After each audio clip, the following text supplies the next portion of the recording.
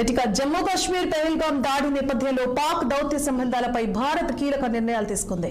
తాజాగా ఢిల్లీలోని ఆ దేశ దౌత్యవేత్త సాద్ అహ్మద్ వరేజ్ కు సమాన్లు జారీ చేసింది. ఈ మేరకు అయిష్ట వ్యక్తులుగా పేర్కొంటూ అధికారిక నోటీసులు అందించింది. దీని ప్రకారం వారం రోజుల్లో దేశం విడిచి వెళ్లాల్సి ఉంటుందని విదేశీ వర్గాలు చెబుతున్నాయి. కేంద్రం తీసుకున్న నిర్ణయాల నేపథ్యంలో అటు పాకిస్తాన్ జాతీయ భద్రతా కమిటీ భేటీ కావాలని నిర్ణయించింది.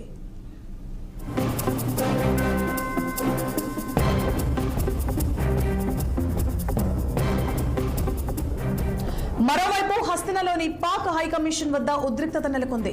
ఉగ్రమూకల దాడులను ఖండిస్తూ కార్యాలయం వద్ద హిందూ సంఘాలు ఆందోళనకు దిగాయి. పాక్ డౌన్ డౌన్ అంటూ నినాదాలు చేశారు.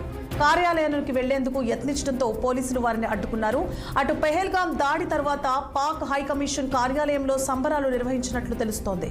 ఈ మేరకు కేక్ కట్ చేసినట్లు, ఆ కేక్ ను ఆఫీసులోకి తీసుకెళ్తున్న ఆనవాళ్లను నిఘా సంస్థలు గుర్తించారు.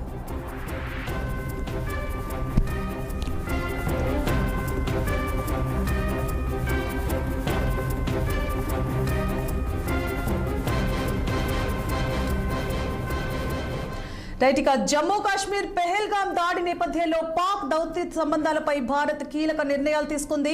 తాజాగా ఢిల్లీలోని ఆ దేశ దౌత్యవేత్త సాద్ అహ్మద్ వరేజ్ కు సమన్లు జారీ చేసింది. ఈ మేరకు అయిష్ట వ్యక్తులుగా పేర్కొంటూ అధికారిక నోటీసులు అందించింది. దీని ప్రకారం వారం రోజుల్లో దేశం విడిచి వెళ్లాల్సి ఉంటుందని విదేశీ వర్గాలు చెబుతున్నాయి. కేంద్రం తీసుకున్న నిర్ణయాల నేపథ్యంలో అటు పాకిస్తాన్ జాతీయ భద్రతా కమిటీ భేటీ కావాలని నిర్ణయించింది. మరోవైపు హస్తినలోని పాక్ హైకమిషన్ వద్ద ఉద్రిక్తత నెలకొంది. ఉగ్రమూకల దాడులను ఖండిస్తూ కార్యాలయం వద్ద హిందూ సంఘాలు ఆందోళనకు దిగాయి. పాక్ డౌన్ డౌన్ అంటూ నినాదాలు చేశారు. కార్యాలయంలోనికి వెళ్లేందుకు యత్నించడంతో పోలీసులు వారిని అడ్డుకున్నారు.